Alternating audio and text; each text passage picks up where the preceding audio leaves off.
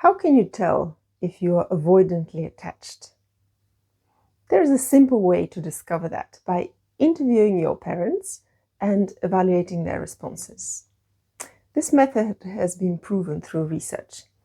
There is an extremely high correlation between a parent's dismissive state of mind in respect to attachment and the attachment strategy of their child being an avoidant and insecure attachment.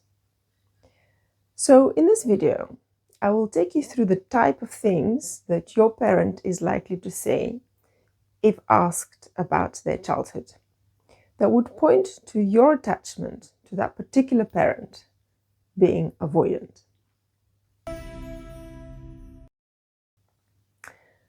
The scientific background of these discoveries comes from the research conducted with the adult attachment interview.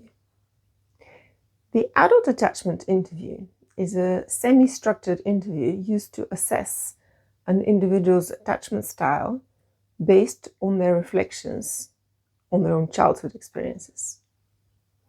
It has some very interesting insights to give us in the cases of parents of avoidantly attached individuals. So if you are avoidantly attached, the adult attachment interview of your parent would often reveal this specific pattern. First, a dismissive state of mind.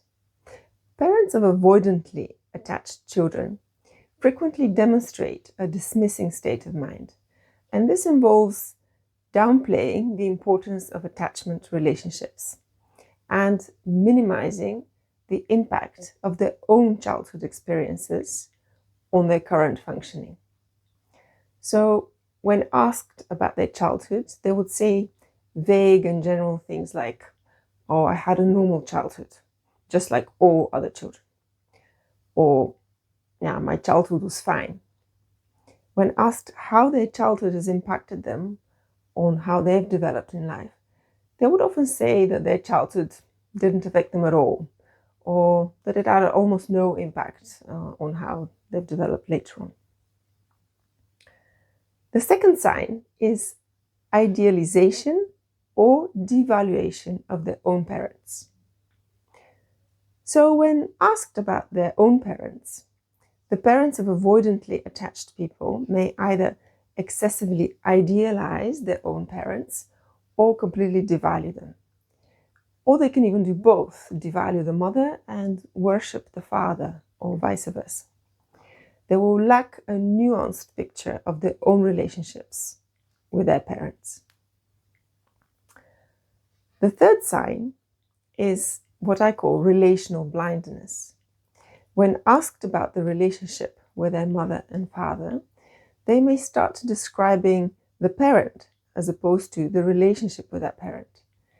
It's as if they just didn't hear that you asked about the relationship with the parent. And this is actually for very good reason. They simply lack a map, a way of perceiving and a way of talking about relationships. Although they're enmeshed in relationships, as all of us are, they're in a sense relationally colorblind. They can recall their mother and her qualities and characteristics, but they're oblivious to the relational aspect of their interactions with the mother and the mother's interaction with them. The fourth sign is a lack of specific memories. These parents may struggle to recall specific details or examples from their childhood, in particular those relating to emotional experiences or relationships. And finally, fifth, emotional distance. Dismissing parents often exhibit emotional distance and a lack of introspection when discussing their attachment history. They will appear dismissive or uninterested in exploring their own emotional experiences. They may even be irritated by you asking these questions about their relationships with their own parents and how their childhood relational experiences have formed them.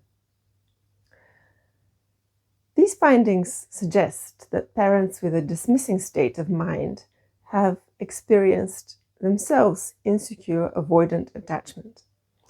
And then this is transmitted to their own children through their parenting. So such parents, unfortunately, are less likely to provide the sensitive and responsive caregiving that is essential for fostering secure attachment in their children. But healing from avoidant insecure attachment is totally possible. And the key lies in experiencing your emotions and bodily sensations as they arise. These emotions and sensations are there in our physiology. We have just learned to tune them out as an adaptive response in childhood. And I will make a video on how to heal with from this emotional suppression. So make sure to subscribe, and thank you very much for watching.